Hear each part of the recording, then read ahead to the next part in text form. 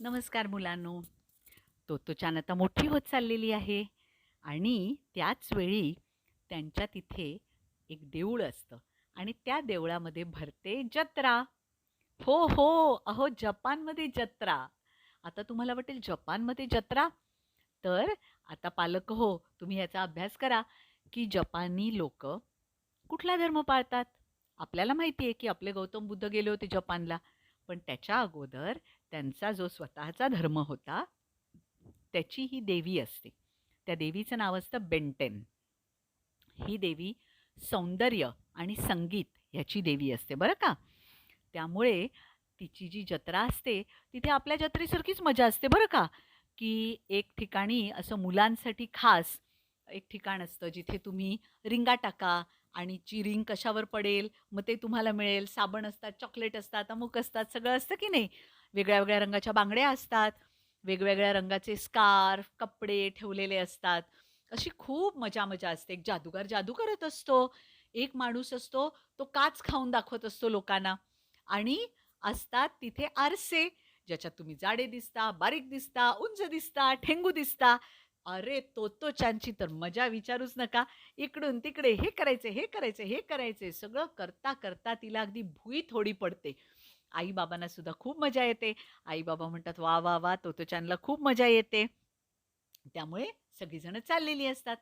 तितक्यात काय होतं, की एक माणूस असतो, जो छोट्या-छोट्या कोंबड्यांची चिकन असतात ना छोट्या-छोट्या, ते विकत असतो. पिवळ्या धमक अशा. तिला बघून ते चीप, चीप, चीप करतात आणि ती त्यांच्याकडे बघून चीप, चीप, चीप केल्यावर त्या पण तिच्याकडे बघतात. आता तोत्तोचानला तर त्या खूपच आवडतात. तोत्तोचान म्हणतो, "मला त्या हव्या आहेत, मला त्या हव्या आहेत, मला खूप आवडल्या." आता तो माणूस तिथे बसून ते विकत असतो. पण आई-बाबांना माहिती असतं. आई-बाबा बाजूला तोत्तोचानला घेतात आणि तिला सांगतात, "बरं का तोत्तोचान, ते चिकन आहेत ना, त्या हेल्दी नाही आहेत. त्या थोडे दिवसातच मरणार आहेत. मग आपण जर घेऊन गेलो, 2-3 दिवसात त्या मेल्या, तर तुला किती दुःख होईल ह्याचा तू विचार कर." पण तोत्तोचान कसली? आपल्या सुप्रजाच्याच मुलांसारखी. आपल्या सुप्रजाच्या मुलांचे पालक मला फोन करून हेच सांगत असतात, "आमची मुलं इतका हट्ट करतात, इतका हट्ट करतात, काय विचारू नका." तेव्हा मी सगळ्या पालकांना काय सांगते, "नो मीन्स नो." हो की नाही? पण इथे सुद्धा असंच करतात पालक पहिल्यांदा.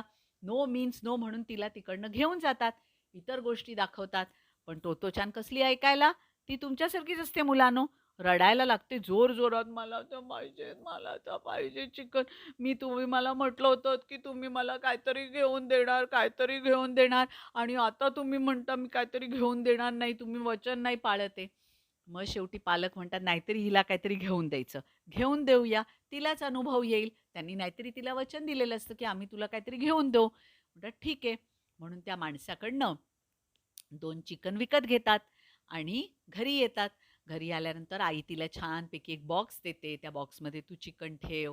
ती त्यांना खायला, प्यायला वगैरे देत असते. तोत्तोचान अगदी आनंदात असते. चीप, चीप, चीप करतात. ती पण चीप, चीप, चीप करत त्यांच्याशी खेळते. त्यांना वेळच्या वेळी ती झोपायला देते. पण होतं जसं पालकांना माहिती असतं, की ते चिकन हेल्दी नसतात. 4थ्या दिवशी एक चिकन मरते आणि 6व्या दिवशी दुसरी पण मरते. आता मेल्यानंतर तोत्तोचानला खूप रडायला येतं. खूप रडते आणि मग आईच तिला म्हणते, "बाळा, कळलं ना तुला?